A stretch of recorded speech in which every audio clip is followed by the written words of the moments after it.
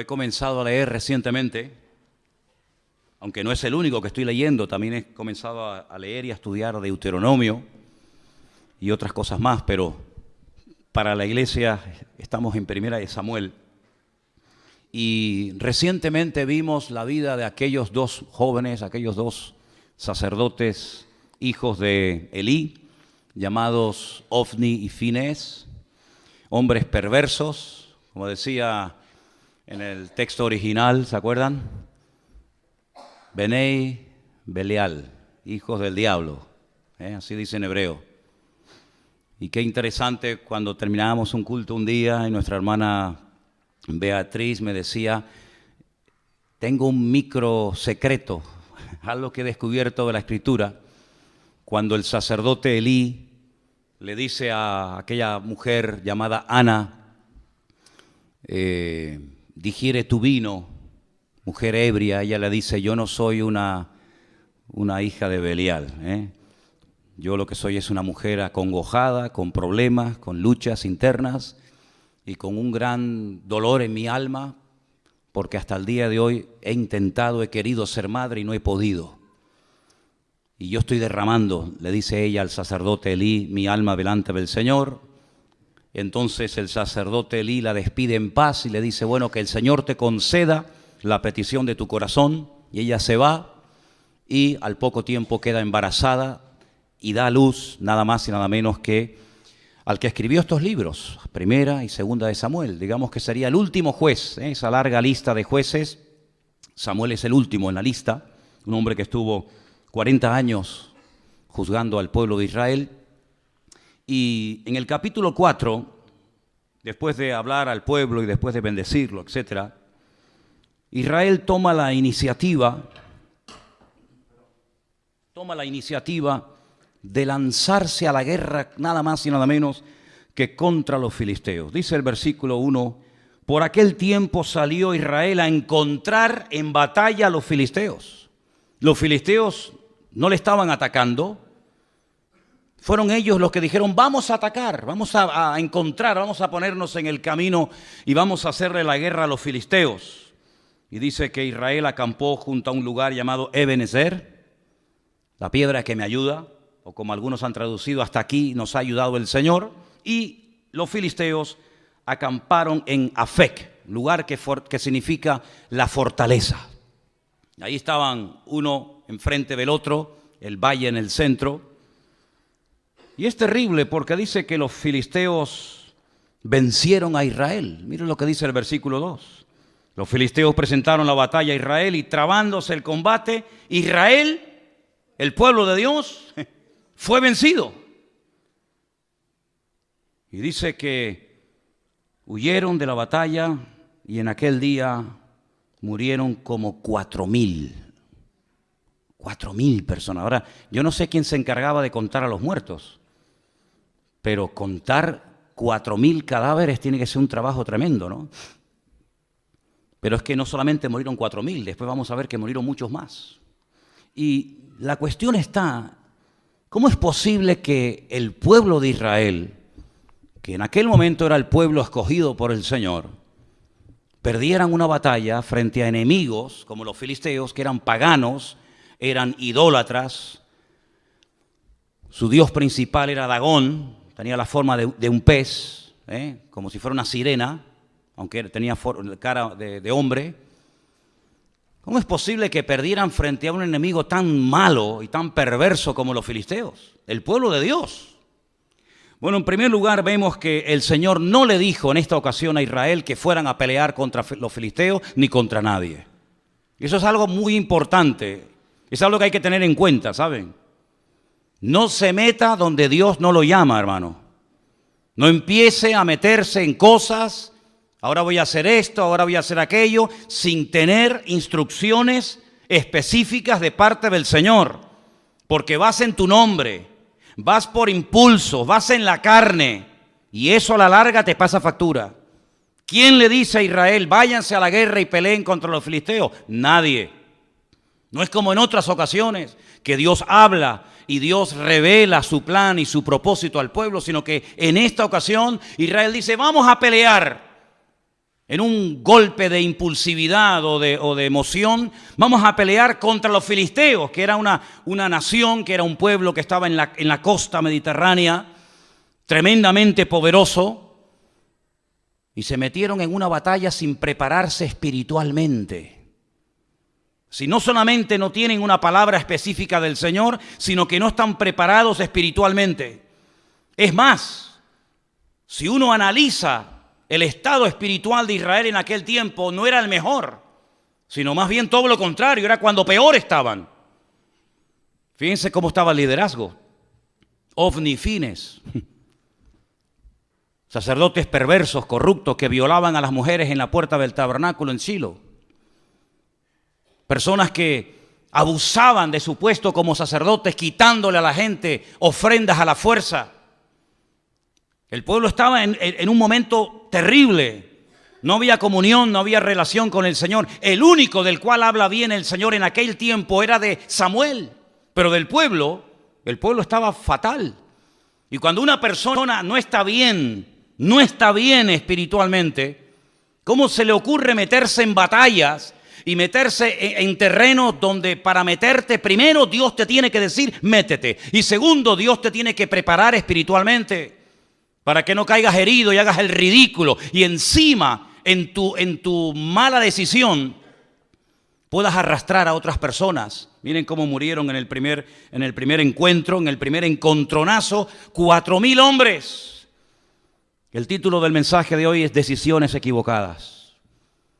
Decisiones equivocadas pueden llevarnos a la ruina, a nosotros y a países enteros y a iglesias enteras y a familias enteras.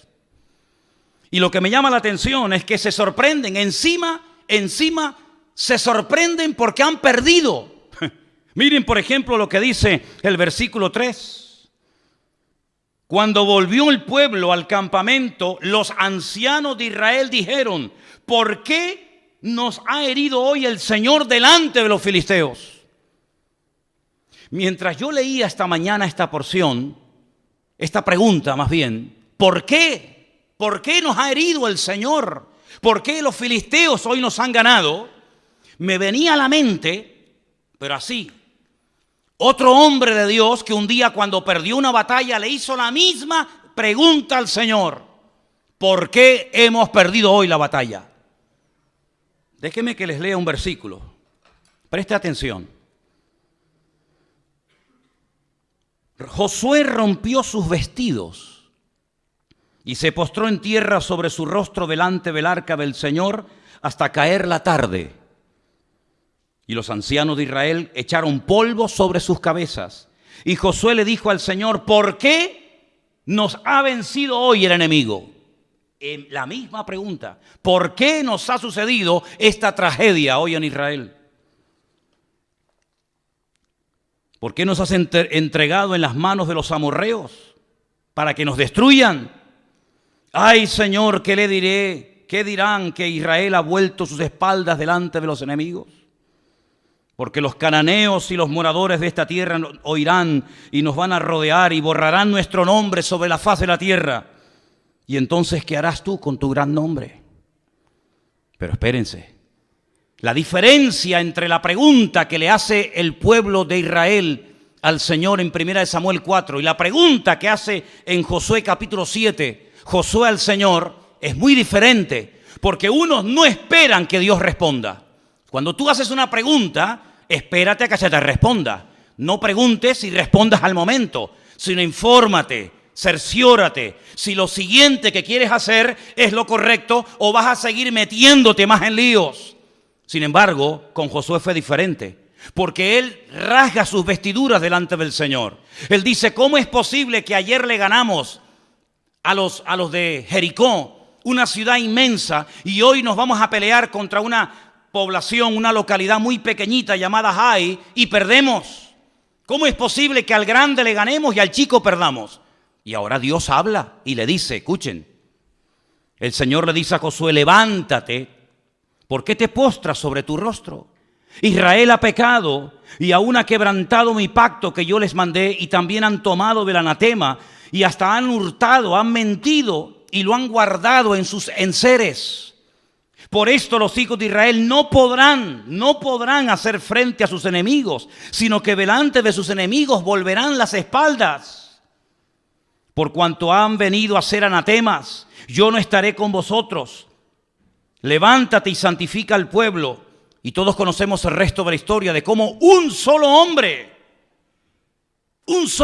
llamado Acán, quebrantó la orden de no coger, de no llevarse nada a su tienda y traer maldición al pueblo. Y entonces cuando ellos santifican, cuando ellos arreglan el problema, se levantan, van a la batalla y vencen al enemigo. Pero en el caso de 1 Samuel 4 no sucedió así, sino que le preguntan al Señor, ¿por qué nos ha herido hoy el Señor? Y no esperan que Dios les hable. Es que a mí me sorprende algunas personas que se enfadan con Dios, se molestan con Dios porque le han salido algunas cosas mal y no tienen la paciencia y la sabiduría de decir, bueno, Señor, ¿en qué he pecado? ¿Qué he hecho mal? ¿Hay algo que tengo que corregir? ¿O sigo en la línea en la que voy y me voy a ir a la ruina yo y todos los que están conmigo? No esperaron en el Señor, no dijeron, bueno, vamos a estar un tiempo en oración, en búsqueda sincera y genuina de parte del Señor, sino que automáticamente preguntan y mira lo que hacen. Versículo 3, traigamos a nosotros de Silo el arca del pacto del Señor para que viniendo entre nosotros nos salve de la mano de nuestros enemigos. Otro error más.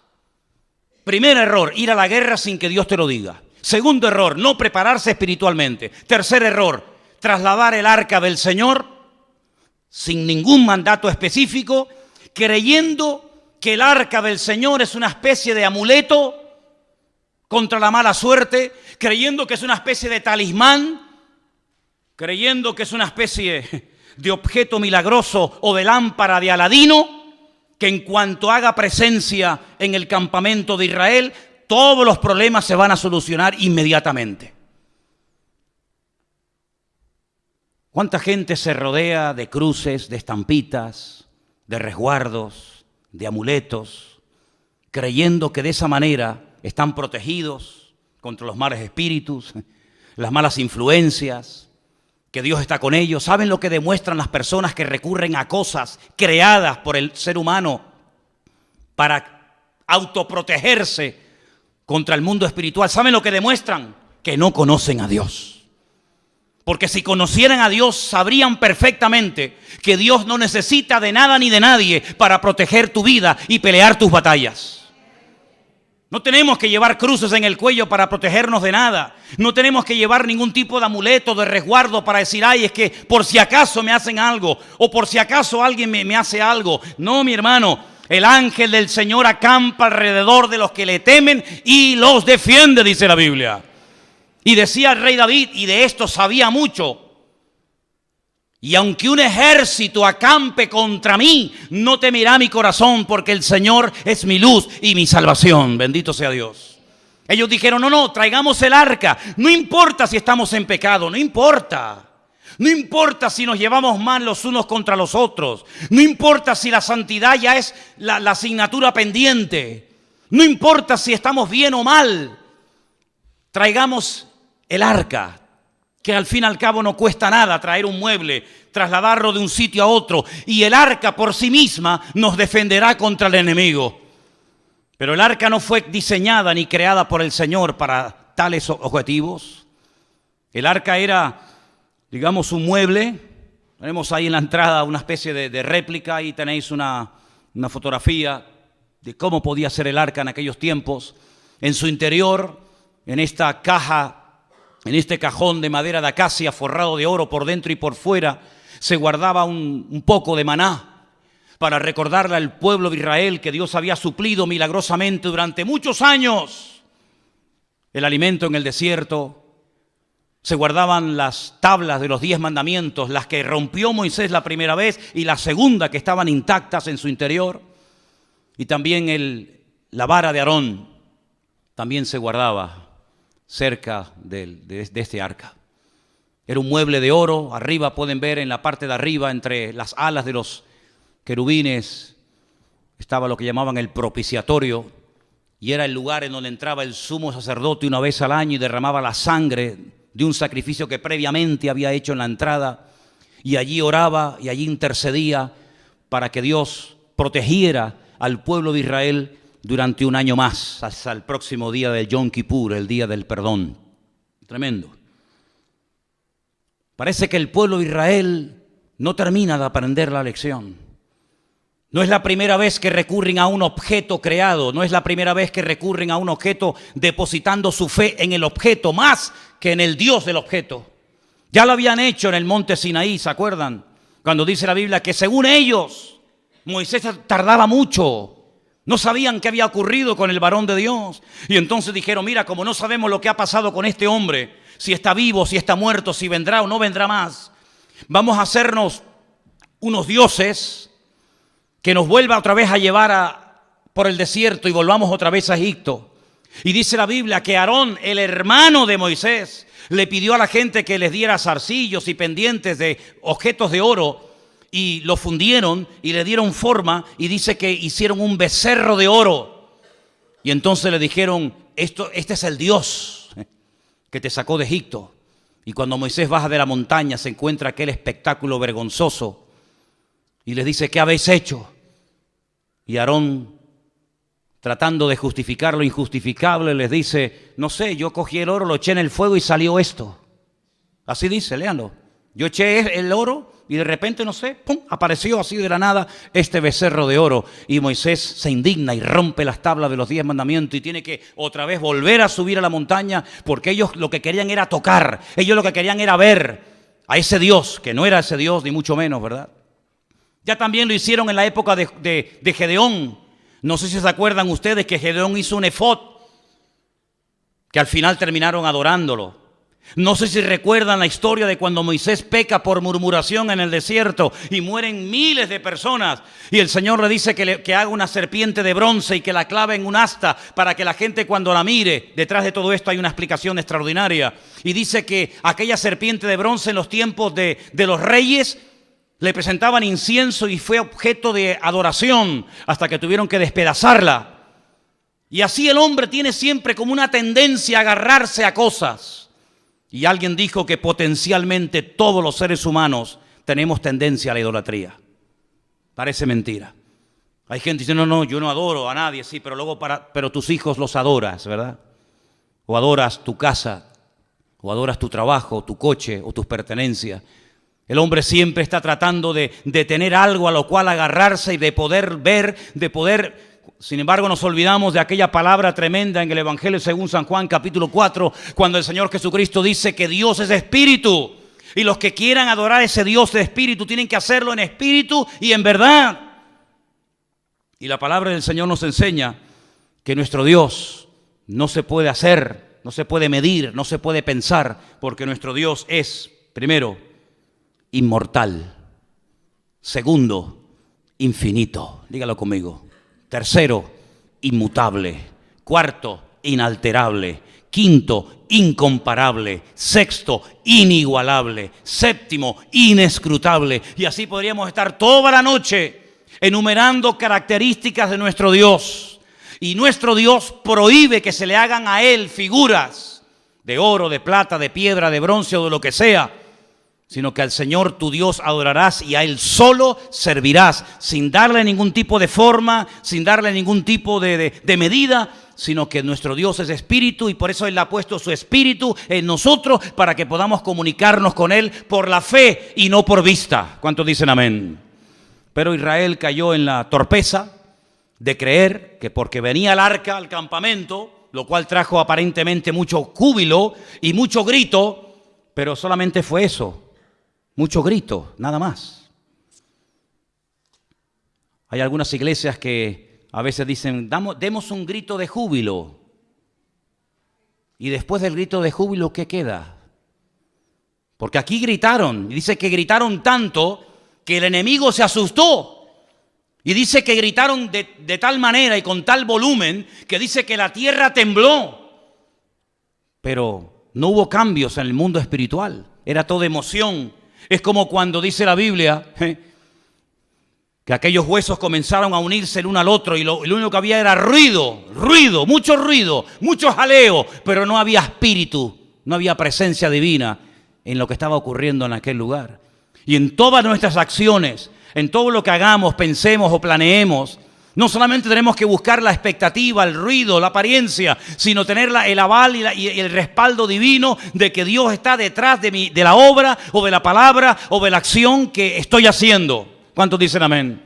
El mismo Señor Jesucristo dice, lo que yo digo y lo que yo hago, no lo hago por mi propia cuenta, sino que hago y digo lo que el Padre me autoriza y me ordena que haga y que diga.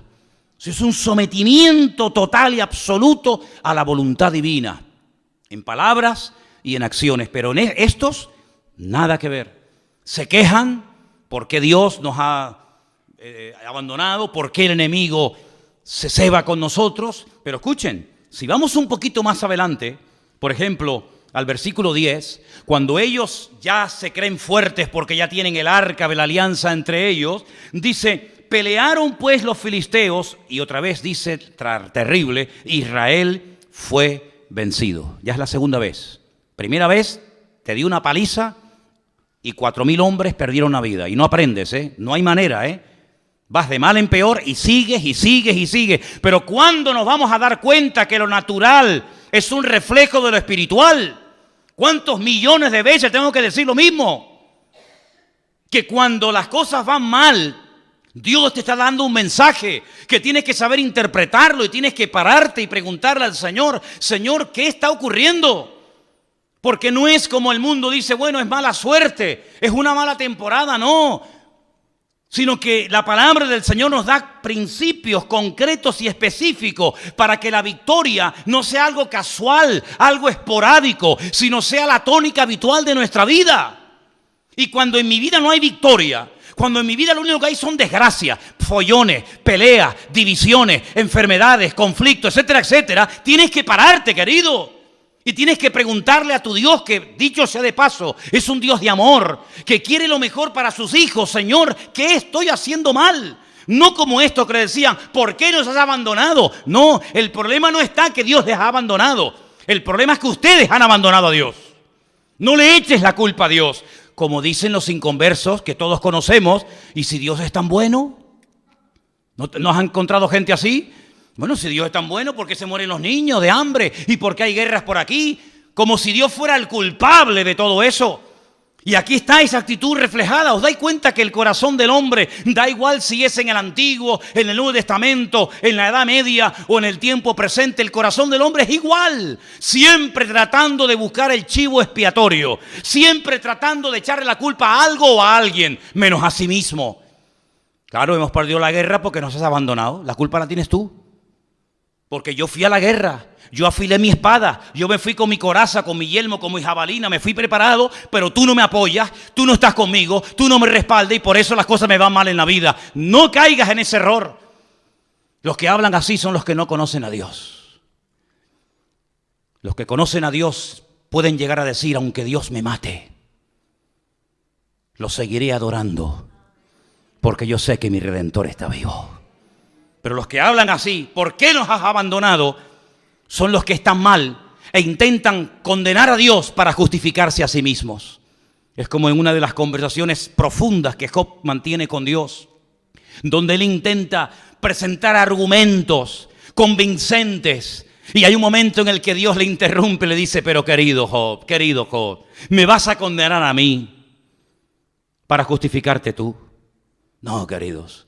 Cuando las cosas en la vida no ruedan y no salen en lo natural, en lo espiritual, en todas las áreas de nuestra vida, no hay bendición, no fluye la bendición de Dios, no tienes una vida atractiva, una vida que la gente diga, yo quiero ser como esa mujer, yo quiero ser como esa familia, yo quiero ser como ese hombre. Cuando tu vida es una vida de tragedia, de desgracia, de lío, de follones, cuando tu vida no es una vida que sea luz, sino es tiniebla, tienes que pararte y no echarle la culpa a Dios, sino preguntarte, Señor, ¿qué estoy haciendo mal? Y el Señor te va a hablar, como le habló Josué, ¿visteis? Y le dijo, no, es que el problema es que hay pecado y Dios no se puede mover y su gloria queda detenida cuando hay pecado y desorden en el pueblo. A mí me sorprende que siga lloviendo. A mí me sorprende que podamos seguir respirando. A mí me sorprende que aún estemos con vida. Y no es por nuestros méritos, sino es por la misericordia y por la gracia de nuestro Dios, ni más ni menos. ¿Estamos de acuerdo, hermanos? Vuelven a pelear y miren lo que pasa. No han aprendido. Hermanos, si no aprendemos de la historia, la volveremos a repetir. Así dijo David Ben-Gurión, primer presidente de Israel. Si no aprendemos de la historia, volveremos a repetir los mismos errores. Y me da la impresión de que hay muchos líderes políticos a nivel mundial que no han aprendido de la historia y que vuelven otra vez a repetir la historia y los mismos errores, y aún peor que en el pasado. Pelearon los filisteos, Israel fue vencido, huyeron cada cual a sus tiendas y fue hecha muy grande mortandad, pues cayeron de Israel 30,000 hombres de a pie. Primeramente habían caído 4,000, ahora 30,000, ya van 34,000 muertos. Pero cuando tú abres una brecha al pecado, el pecado siempre va más, es como un cáncer. El cáncer no va menos. El cáncer cada vez va más, amigo.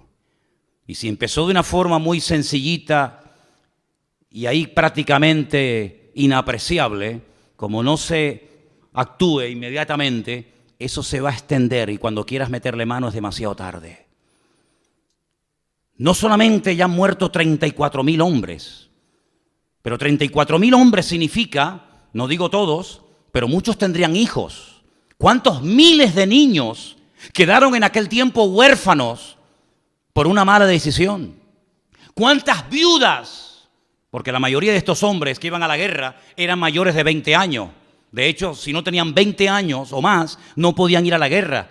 Y a esas edades, la mayoría de los hombres ya estaban casados. Es decir, que no solamente quedaron miles de niños huérfanos, sino miles de mujeres quedaron viudas por una mala decisión. Pero no solamente fue eso, sino dice que en aquel segundo encuentro de Israel contra los filisteos, los dos hijos del sacerdote Elí murieron, Ofni y Fines. Versículo 17. El mensajero dijo: Israel huyó delante de los filisteos y también fue hecha gran mortandad en el pueblo, y también tus dos hijos, Ofni y Fines, fueron muertos, y el arca de Dios ha sido tomada. Ya están muriendo hijos por culpa de los padres. Ya no solamente son los padres los que mueren, también son hijos los que están muriendo por las malas decisiones de los padres. Jesús dijo en una ocasión una palabra tremenda, que a veces se cita así muy a la ligera y no nos paramos a pensar en la profundidad que contiene la misma. Él dijo: los tropiezos, no os engañéis, siempre vendrán. Es como cuando dijo: los pobres siempre estarán en el mundo. Cuando queráis podéis ayudar a los pobres. Siglo XIX, siglo XX, siempre habrá pobres, siempre habrá miseria, siempre habrá desigualdades, ¿verdad? Ricos, pobres, los que estén bien, los que estén abajo. Y él dijo: tropiezos, problemas y dificultades siempre vendrán, pero ay de aquel que me haga tropezar a uno de mis hijos y a uno de mis pequeños. Porque mejor le fuera haberse atado una piedra de molino al cuello y echarse a la mar que haber hecho tropezar a uno de estos pequeños. Si te quieres reventar y hacer lo que te da la gana, hazlo, allá tú, con tu conciencia y con tu Dios. Pero ten cuidado que en tu locura arrastres a tus hijos y el día de mañana te pese en el alma y en el corazón haberlos tenido del tingo al tango, ahora aquí y mañana allá, y al final ni comes ni dejas comer a tus hijos. Ten mucho cuidado, porque por la locura de esta gente, no solamente niños quedaron viudos, no solamente huérfanos, no solamente mujeres quedaron viudas, sino que ahora también están comenzando a morir hijos. Y es terrible cuando a veces por nuestras decisiones equivocadas, vuelvo a decir, decisiones equivocadas, título del mensaje de hoy, hacemos tropezar a otras personas que nos siguen, pero no porque te apoyen, sino porque no les queda otro remedio. Pero no te olvides que el que te sigue a la fuerza algún día te abandonará, porque los que nos tienen que seguir a nosotros no es por la fuerza, no es por la presión, sino es por la convicción. También seguían a Saúl, pero dice que le seguían temblando de miedo. Pero sin embargo dice que había muchos que seguían a David desarmados, pero porque tenían una confianza tremenda en su líder, porque sabían que era el hombre más cerca del corazón de Dios. ¿Te das cuenta? 34.000 muertos, miles de niños huérfanos, miles de viudas solas, los hijos del sacerdote muertos. Pero hay más todavía, hay más todavía, porque no doblan su corazón delante de Dios, porque no se humillan. Y cuando no se humilla el pueblo, cuando no pide perdón, el diablo se ceba y el diablo va por todas. Y ahora les roba el utensilio más sagrado en toda la historia del pueblo de Israel: el arca del pacto, el Aarón Berit, el arca del pacto. Esa palabra pacto en hebreo es Berit. Es una palabra sagrada, es una palabra que tiene una connotación espectacular, porque un pacto no es un contrato. Un contrato se quiebra, se rompe cuando uno de los dos no cumple las condiciones. Pero los pactos que Dios ha hecho no se quiebran. Los pactos de Dios son eternos. Y ellos traen ese mueble que es el símbolo, es la representación física, tangible y visible de un pacto que un Dios eterno ha hecho con un pueblo que le está siendo infiel. Y lo que recurren es al tipo, al símbolo, en vez de al Dios del pacto. Qué tremendo cuando aquella mujer llamada Helena se dedicó a ir por Tierra Santa, sobre todo por Jerusalén, buscando reliquias. Era la madre de Constantino, supuestamente el primer emperador romano convertido o que reconoció y emitió el cristianismo como la religión oficial del Imperio Romano. Y fue a Jerusalén y comenzó a buscar el lugar donde Cristo había muerto. Y fue a Jerusalén buscando la túnica que le habían quitado los romanos cuando estaba clavado en la cruz. Y fue a Jerusalén tratando de encontrar astillas de aquella cruz y los clavos y las espinas y la sandalia y esto y aquello. Y ahí comenzó todo un negocio y toda una parafernalia litúrgica y religiosa acerca de cosas, ¿verdad? Y la gente hasta el día de hoy adora y se agarra y se aferra a cosas, al fin y al cabo creadas por el ser humano. Y cuando vamos a Israel, yo le digo a la gente: ¿y qué más da? ¿Qué más da? Si sobre esa piedra el Señor se inclinó, se sentó o lloró, ¿qué más da? No deja de ser una piedra. No adoremos las cosas, adoremos al que vive por los siglos de los siglos. Amén. Sin embargo, el hombre, como dije antes, tiene una tendencia brutal a la idolatría. Y si no tiene nada o a nadie a quien adorar, recurre a la peor de todas las idolatrías, que es la egolatría, que es adorarme a mí mismo y decir: yo soy el dueño, yo soy el Dios. Y encima le digo al verdadero Dios: tú no existes, el que existe soy yo. Esa es la peor de las idolatrías. Y esto es lo que le pasó al pueblo de Israel, un pueblo que tenía que ser cabeza y se convirtió en la cola y en el hazmerreír de los filisteos en aquella época. Quiero que volvamos a ver esa imagen donde veíamos el territorio que ocupaban los filisteos en aquella época. Esa franja mediterránea larga, de más de 50 kilómetros de largo, en color rojo, era el territorio que en aquellos tiempos ocupaban los filisteos. Los filisteos no eran originarios de allí, no. Los filisteos eran un pueblo, la mayoría de los historiadores dicen que puede ser que vinieran de la isla de Creta, no eran oriundos de Canaán, eran de otro lugar que decidieron trasladarse en barco y tomar posesión de esas ciudades tan importantes que hasta el día de hoy existen. Por ejemplo, tal vez la ciudad más famosa que tenía los filisteos en aquel tiempo, que sigue existiendo hoy en día, es la ciudad de Gaza. ¿Quién no ha oído hablar de la franja de Gaza? A continuación estaba la ciudad de Askelón, donde murió ¿quién? Sansón, en el templo del dios Dagón. A continuación estaba la ciudad de Asdod. Estamos hablando de ciudades preciosas. He tenido la oportunidad y el privilegio con Helena de visitarlas. La ciudad de Askelón es una belleza de ciudad. Asdod, ni te imaginas. A continuación estaba Ecrón y a continuación estaba Gat. Son las 5 ciudades de los filisteos. Las 5 piedras que David cogió del arroyo era para matar a los 5 gigantes de las 5 ciudades más importantes del Mediterráneo, en aquel tiempo dominadas por los filisteos: Gaza, Asdod, Askelón, Ecrón y Gat. Ellos controlaban la salida y la entrada de mercancías. Los puertos principales, los puertos que en aquel momento operaban, estaban allí. Y ellos podían otear al horizonte las naves que venían con suministros y también controlaban la mercancía que salía del país. Es decir, los filisteos eran expertos en oprimir la economía del país. Eran expertos en decir, esto entra o esto no entra. Esto sale o esto no sale. Es decir, no eran enemigos que solamente peleaban cuerpo a cuerpo con Israel, sino eran enemigos que atacaban el suministro de mercancías, ¿verdad? Toda la infraestructura de los filisteos era precisamente evitar que económicamente el país prosperara, porque ellos eran los que permitían o impedían que las mercancías entraran o salieran del país. Qué interesante, ¿verdad? Cómo cada uno de los enemigos que se afincaron en la tierra de Canaán, cada uno de ellos tenía su característica.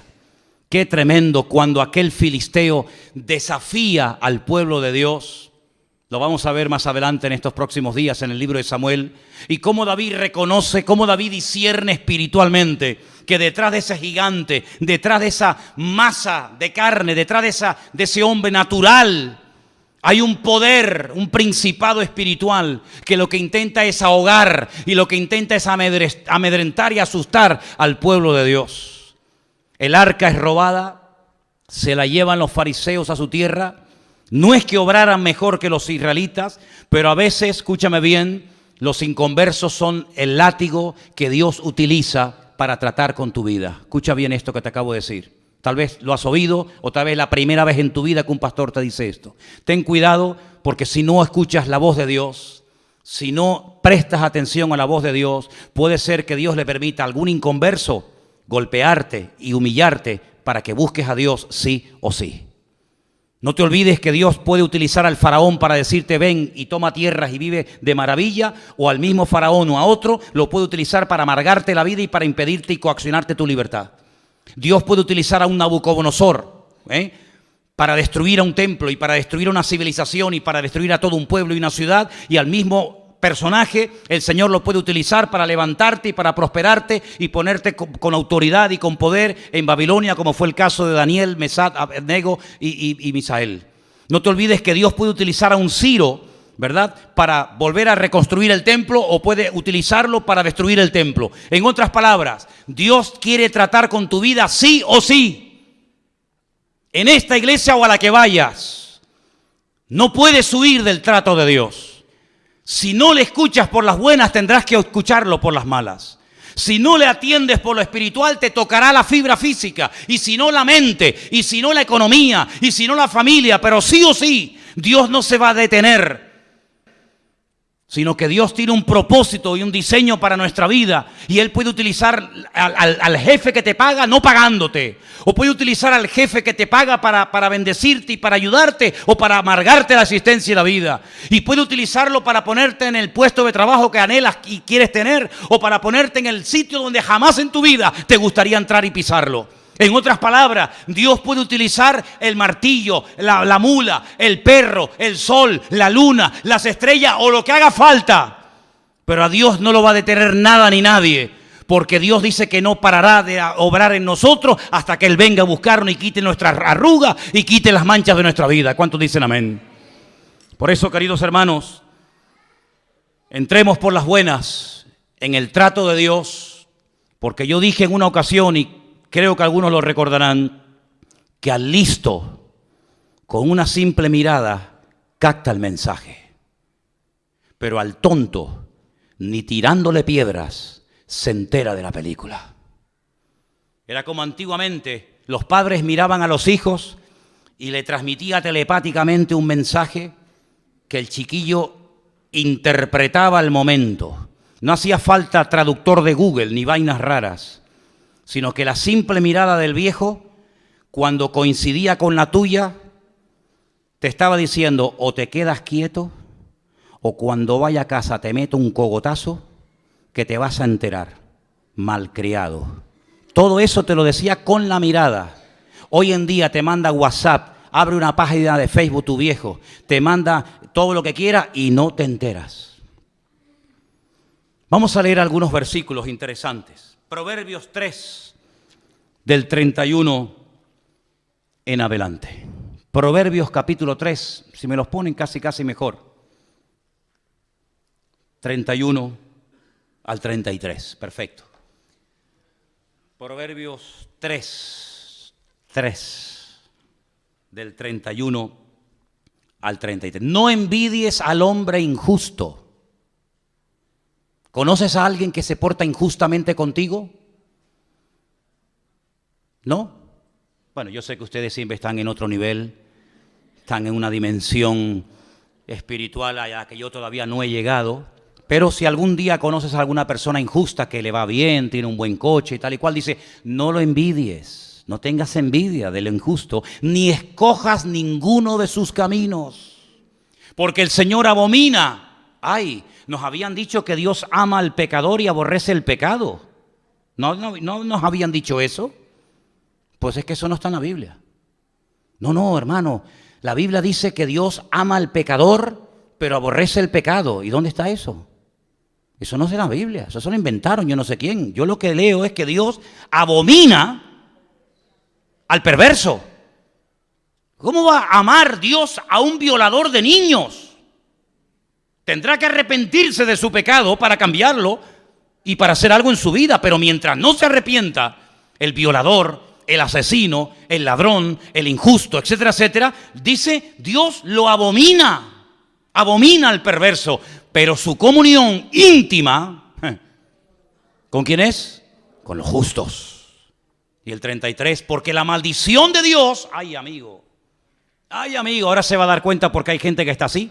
Porque la maldición de Dios es real, es tan real como la bendición de Dios, igual. La maldición de Dios, ¿dónde está? En la casa del impío, de los que le han dado la espalda a Dios. Pero Él bendecirá la morada, la casa de los justos. Así es lo que dice la palabra. Salmo 37. 1 y 2, un salmo que le gusta mucho a Miriam. Salmo 37, 1 y 2, es precioso. No te impacientes a causa de los malignos. Otra vez la envidia. Ni tengas envidia de los que hacen iniquidad. Porque como hierba serán pronto cortados y como hierba verde se secarán. ¿Cuántos dicen amén? Y el último. Segunda de Pedro, capítulo 2, del 20 al 22. Dice así la palabra. Ciertamente, y esto es muy fuerte esta palabra que voy a leer esta noche. Espero que no haya nadie que esté viviendo en este terreno. Porque mira lo que dice el Señor. Si habiéndose ellos, está hablando de gente que conoció, gente que tuvo un encuentro con el Evangelio. Si ellos, habiendo escapado de las contaminaciones del mundo. ¿Y cómo escaparon del sistema de valores del mundo? Como dice ahí, de las contaminaciones del mundo. ¿Cómo lo hicieron? Por el conocimiento del Señor y Salvador Jesucristo. Así escaparon de ese mundo. No por fuerza de voluntad. No porque dijeron, bueno, yo me voy a proponer no juntarme con gente mala, voy a intentar cambiar. No es por ese sistema.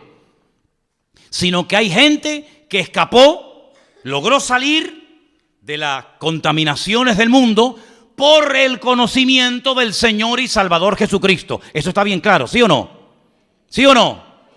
Dice, enredándose otra vez en ellas, son vencidos, claro. Su postrer estado viene a ser peor que el primero. Porque mejor les hubiera sido no haber conocido el camino de justicia, que después de haberle conocido, volverse atrás del santo mandamiento que les fue dado. Pero les ha acontecido lo del verdadero proverbio, que el perro vuelve al vómito y la puerca lavada a revolcarse en el cieno. Ay, amigo, más claro agua, ¿eh? Aunque usted no lea esto en hebreo, ni en arameo, ni en griego, usted lo entiende perfectamente. Yo tengo que decir como pastor, y me gustaría decir todo lo contrario, pero mentiría si lo hiciera, que nunca he conocido a nadie que se haya apartado de los caminos del Señor, que su vida haya sido una maravilla. Si así fuera, más de uno se vería tentado a decir, oye, separándome del Señor, vivo mejor. Pero es que no hay ni la más mínima tentación en los que hemos nacido de nuevo. No tenemos ni la más mínima tentación de separarnos, de dejar a Dios, de darle las espaldas. ¿Saben por qué? Porque no hay ni una sola persona, se llame quien se llame y viva donde viva, que habiendo conocido al Evangelio y al Señor, apartándose de Él, la vida de fuera mejor. Sino que el Señor los compara con un perro que vomita y se vuelve a comer lo vomitado. Y si lo compara con un cerdo que lo lava y en cuanto encuentra basura, se vuelve a revolcar en él. Y dice, y el postrer estado es peor que al principio. Hermano, si usted no entiende esto, yo ya no sé cómo decírselo. En otras palabras, este pueblo quiere arreglar externamente lo que solamente se puede arreglar internamente. Mira, no le estés regalando tantas flores a tu mujer y después la estás engañando con otra. ¿Me entendiste? Toma, mi amor, un ramito de flores. Es que yo no quiero flores, yo quiero tu corazón. Yo quiero tu fidelidad. Mira, te voy a llevar esta noche a cenar. Métete la cena por donde te quepa. Le diría alguna. Yo no quiero que me des cena. Yo lo que quiero es que estés más tiempo en casa con tu mujer y con tus hijos. Así era Israel. No se arrepienten, no buscan de Dios, no viven en santidad, no ponen sus vidas en orden, pero tráiganos el arca, que trayéndonos el mueble se arregla todo. Es como aquellos que dicen, no, yo tengo una Biblia y te enseñan una Biblia así. ¿Y para qué la quieres? Y el crucifijo, y el rosario, y tantas cosas externas, que lo único que hacen es dar una pincelada de cristianismo, pero tu corazón está lejos. Como decía el Señor, aquellos fariseos de la época, con su boca me adoran, pero su corazón está lejos de mí. Y su temor de Dios no es más que puro mandamiento aprendido de memoria, de padres a hijos, de generación en generación. El Señor, ¿qué es lo que busca? Señales externas, o que verdaderamente cambiemos y hagamos frutos dignos de arrepentimiento. ¿Qué les parece, hermanos? Pues eso es lo que buscaba el Señor en este pueblo en aquel tiempo, y lamentablemente no lo encontró. Quiero terminar contándoles una historia real de un hombre que era científico y viendo cómo estaba el mundo tan deteriorado, tan pésimas condiciones, intentó en su laboratorio encontrar la respuesta a los males del mundo. Y ahí estaba de noche y de día con sus fórmulas químicas y matemáticas y esto y aquello, tratando de encontrar algo, no sé, algo, una pastilla, un remedio para los problemas del mundo. Pasaba horas y días, semanas enteras en su laboratorio, tratando de encontrar el remedio para los males del mundo. Y cuando estaba allí metido con todo su trabajo y con toda la faena, de repente entra en el laboratorio su niño pequeño de 6, 7 años, revoltoso, toqueteando, jugueteando con todo. Y el padre sabe que no va a poder seguir trabajando porque el chiquillo era muy inquieto.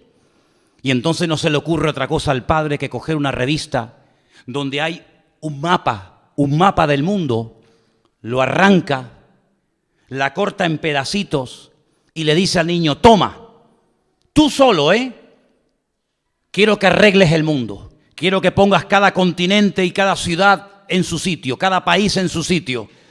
Y le da esas hojas del mapa rotas y un trozo de una cinta adhesiva para que lo arregle y se lo traiga al padre. El padre dice, bueno, ahí lo tendré aburrido y me dejará trabajar tranquilo. Al poco rato, el niño se acerca al padre y dice, papá, ya está todo arreglado. El padre le dice, no puede ser, no puede ser. A ver, muéstrame qué es lo que has hecho. Y efectivamente, le muestra el mapa perfecto, todo pegadito con cinta adhesiva, cada país en su sitio, cada continente en su sitio, todo en su lugar. El padre se queda sorprendido y le dice, pero hijo, ¿cómo has sido capaz tan rápido sin conocer tú al mundo, sus ciudades, sus países, sus continentes, ¿cómo has sido capaz de arreglarlo tan rápido? Y le dice, papá, es que yo no sé arreglar el mundo, pero cuando arrancaste la hoja, yo vi que por detrás había la figura de un hombre. Y entonces lo que yo hice fue arreglar primeramente la figura del hombre, que la conozco. Puse los brazos del hombre en su sitio, las piernas, la cabeza, y cuando arreglé al hombre, le di la vuelta y había arreglado el mundo. Eso es lo que intentan hacer los seres humanos, arreglar el mundo. Pero para arreglar el mundo, primeramente hay que arreglar el corazón del hombre. Y el corazón del hombre no lo puede arreglar nadie, más que solamente su Creador, porque Él sabe perfectamente cada cosa en su sitio y cómo poner cada pieza en su lugar. Y entonces, cuando arreglemos nuestra vida, podremos optar por arreglar el mundo, por meternos en la vida de los demás, por ir a batallas guiados por el Señor y no por impulsos carnales, tomando decisiones equivocadas, que lo único que traen es humillación, vergüenza y muerte. ¿Cuántos dicen amén? Cierra tus ojos en esta tarde ahí donde estás. Aleluya. Gracias, mi Señor.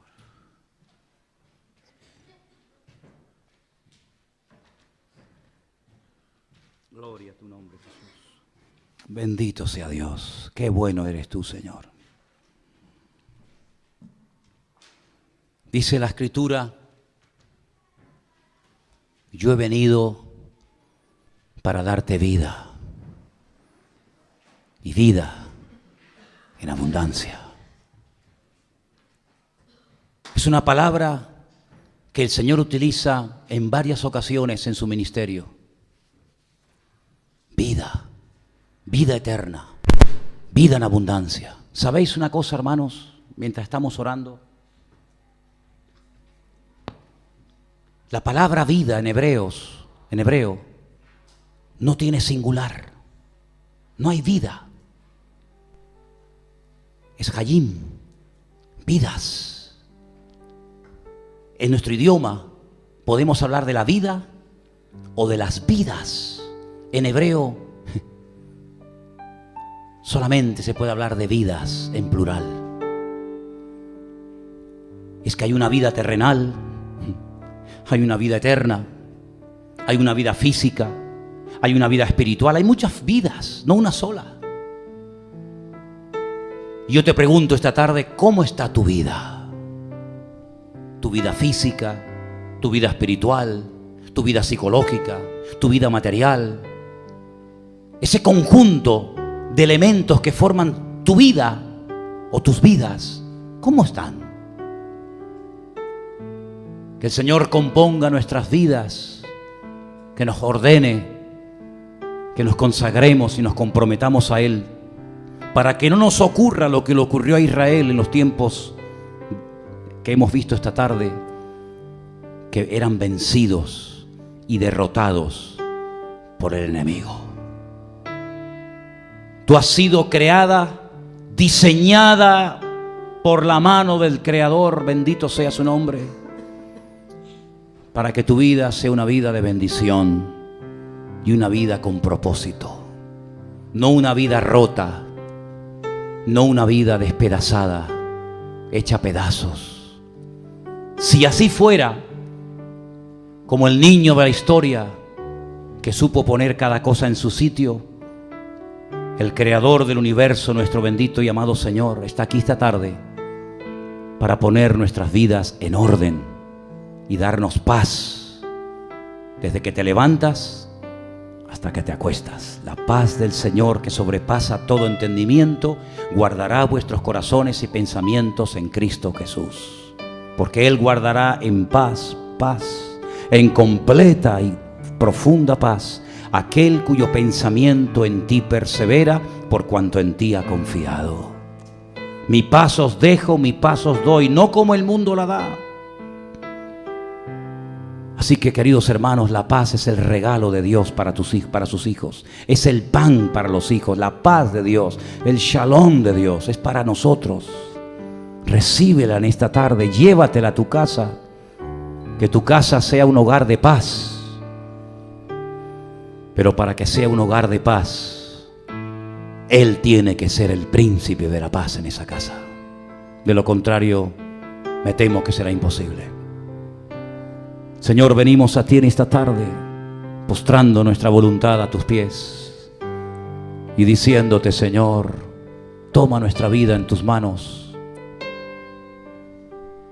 y opera en nosotros tu perfecta y maravillosa voluntad, Señor Jesús. Ora al Señor ahí donde estás. Ora al Señor. Preséntale su vida. Encomiende al Señor su camino. Confíe en Él, que Él lo hará.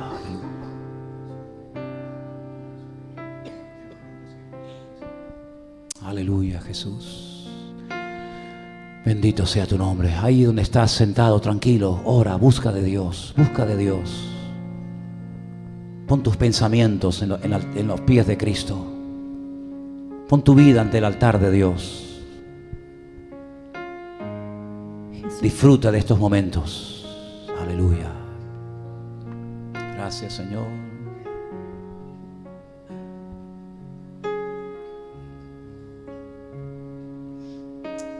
Gracias, mi Señor. Jesucristo, reinas con poder, soberano, victorioso Rey.